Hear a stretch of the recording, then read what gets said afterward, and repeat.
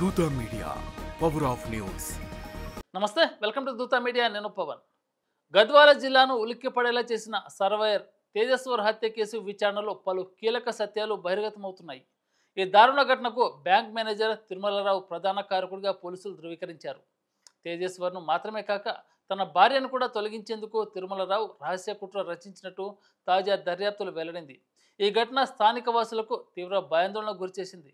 ఇక వివరాలు పరిశీలిస్తే, తిరుమలరావు ఐశ్వర్య అనే మహిళతో గత కొంతకాలంగా అనుచిత సంబంధం కొనసాగించాడు.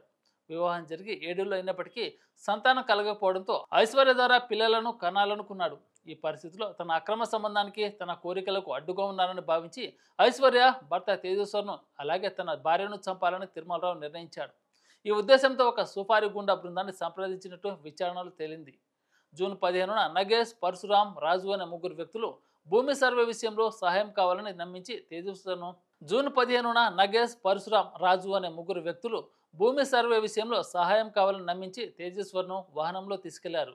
వ్యూహం ప్రకారం ముందుగా బ్యాంకు నుంచి 18 లక్షలు తీసిన తిరుమలరావు హత్య జరిగిన తర్వాత సుపారి గుండా బృందానికి 4 లక్షలు అందజేశాడు. తేజస్వర్ను కత్తులతో దాడి చేసి హంతకులు దారుణంగా చంపగా అతడి మృతదేహాన్ని కర్నూలు శివారులోని ఓ గుడిలో పడవేసి తిరుమలరావుకు సమాచారం ఇచ్చారు.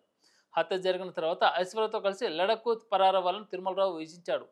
ఈ కుట్రలో భాగంగా ఐశ్వర్య తన సోదరికి ఫోన్ చేసి ప్రయాణానికి అవసరమైన దుస్తులు, వ్యక్తిగత సామాన్లు సిద్ధం చేయమని చెప్పినట్టు తెలిసింది. పోలీసులు ఐశ్వర్యను ఇప్పటికే రిమాండ్లోకి తీసుకొని ప్రశ్నిస్తున్నారు. ఈ కేసులో ప్రమేయం ఉన్న 6గురిని పోలీసులు అరెస్ట్ చేశారు. ప్రధాన నిందితుడు తిరుమలరావు లడఖ్కు తప్పించుకొని వెళ్లి ఉండవచ్చని పోలీసులు అనుమానిస్తున్నారు. అతడిని అరెస్ట్ చేసేందుకు 2 ప్రత్యేక పోలీసు బృందాలు గాలింపు చేపట్టాయి. ఈ ఘటన రాష్ట్ర వ్యాప్తంగా ఆందోళన కలిగించింది. For more updates please subscribe దూత మీడియా.